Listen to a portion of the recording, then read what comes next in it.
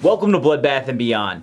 My name's Jay Bond, and today I'm answering 10 horror-related questions because I've been tagged by Lindsay, who goes by the Horror on YouTube. So the first question is, what is the first horror movie you remember watching? The first horror movie I remember watching was Child's Play. I remember being very, very young and just walking through a Video 99 at the time. I don't know if that's just a Canadian thing or if it was in the States, but I just remember vividly like walking in, seeing Child's Play and saying, hey, like, Mom, I've seen this movie before, I loved it. And she's like, are you sure? Like, are you 100% sure? Okay, fine. And I watched it and it terrified the living shit out of me. I'm probably like 5. I knew I had this little stuffed dog that I would like love during the day, but at night throw him in the closet, and that was it.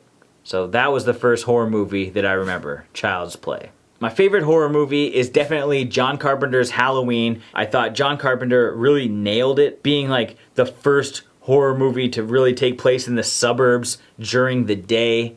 From the opening shot through all of the cinematography and different long takes that were in the film, it was just incredible. And having like Laurie Strode just be a very, very strong female lead and really take leadership over the kids while everybody else was kind of doing their own thing and not really caring about what was happening. Having recently done a review and a retrospective on Halloween, I still stand by that Halloween is the best slasher of all time. My favorite genre is definitely the slasher. You can kind of just have like a killer that is going after teens that are just partying, have a super paper thin plot, and have a bunch of very cool kills. I also like that since the 80s, everybody's kind of been evolving the slasher genre. We now know of all the different tropes. Like we know we're gonna have the jock, we're gonna have like the promiscuous girls, we're gonna have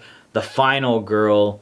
Like we have all these different archetypes that we've come to expect. It's just really cool to see all these little niche Easter eggs hidden throughout slashers that I'm seeing today. The genre that scares me the most is definitely the paranormal genre. I know it's huge right now. It's just not my thing. So many people rely on very cheap tactics to get scares from a crowd without actually putting too much like thoughtful suspense and terror into people. And I really think it's weakening horror in general, but I mean, everybody's got their own taste, and I know that horror has to evolve, so I'm not gonna try and be an elitist, I get it. Well, I can see the appeal of things like Paranormal Activity and Insidious. It's just not for me. The movie that scared me the most was definitely The Strangers. Specifically, the scene where Liv Tyler is just sitting there reading a book. Everything is kind of out of focus and she's just flipping through the pages and you just see one of the home invaders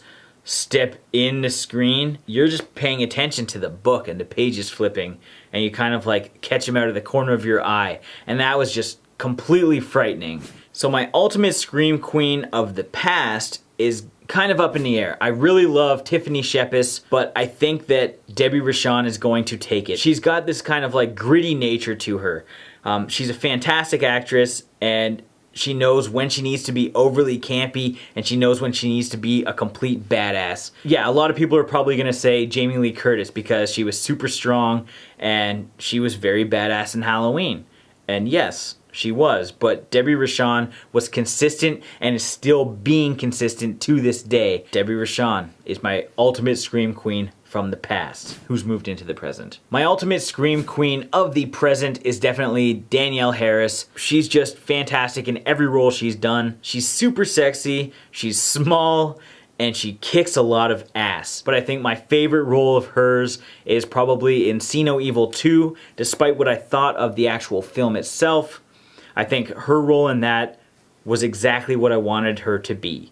She was just super strong, fighting the entire time.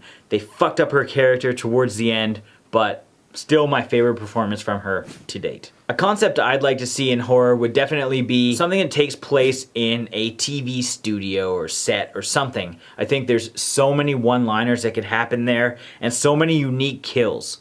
This is something that me and the other guys from Bloodbath have discussed a lot. Me and John specifically have talked about like probably 10 to 20 kills that we'd love to see.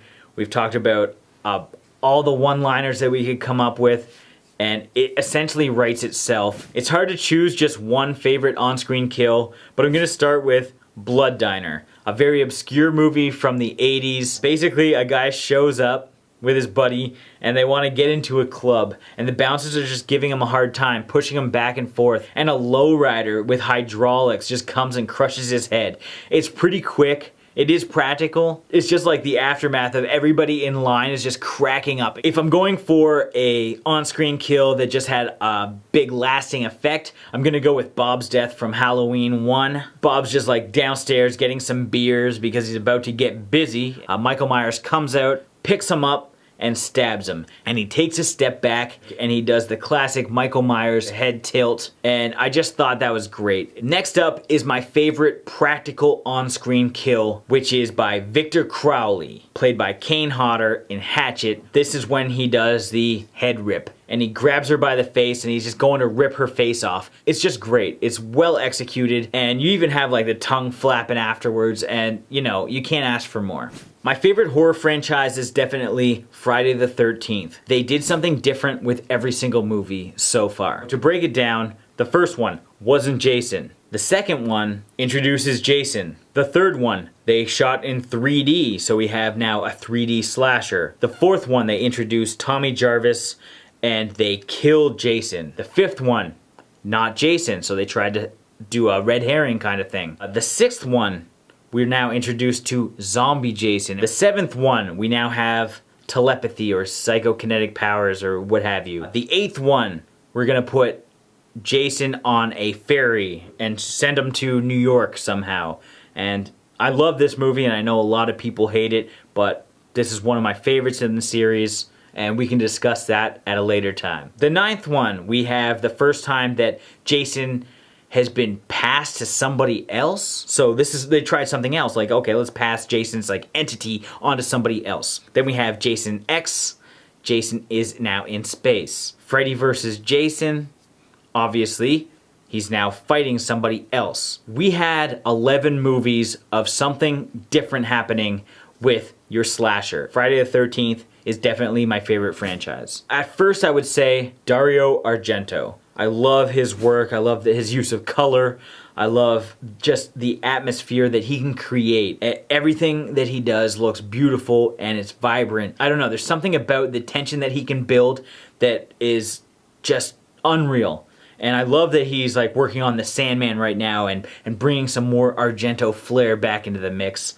But like Suspiria is one of my favorite films. Inferno's great. His whole body of work is very, very solid. Tenebrae, I love it. He's just fantastic. Now on the flip side, I also love John Carpenter. His direction, his art direction, his sound design, like just the way that he like experimented. And I mentioned this when I said why Halloween's my favorite, but trying to make a slasher during the day in a suburb where everybody would think that they're safe, but they're not. Instilling that fear on people is amazing. I mean, you can go through The Fog, and you can talk about The Thing. A lot of these movies are just, they're classics now, but they were also groundbreaking at the time because they experimented with different elements that not a lot of people were looking into. I think the way that Carpenter kind of uses the camera and uses the space in the frame to kind of draw your eyes to certain areas of the screen is just brilliant. He uses a lot of wide shots and establishing shots. He uses a lot of long takes in all of his movies. And I'm a big fan of these kind of styles and like all the Steadicam shots going through houses and stuff. Brilliant. So, I don't know. It's between Argento and Carpenter. And I think now I've answered all 10 questions, kind of. And now I'm to nominate or kind of throw this challenge at 3 other people. So, I'd like to tag in Vanilla Gorilla Beast because he's another awesome YouTuber that he's got some great reviews on his channel. He's just awesome. He does like short movies and stuff too. Check him out. And the next 2, I want to go with Count Jacula and the Horror Guru. Both of these guys have very quality content, different in their own ways, but I really want to know what these guys are thinking. And if you guys want to hear what the other guys from Bloodbath and Beyond have to say, and probably will answer most of these questions, come to the live Q&A, which is going to be on Tuesday, April 28th at 9 p.m. Eastern Standard Time. We're probably going to be running the show from 9 to 11. We're going to be giving out DVDs because we just hit 3,000 subscribers. So make sure you stop by. Thank you for watching, and we appreciate you checking us out. Thanks again for tagging us.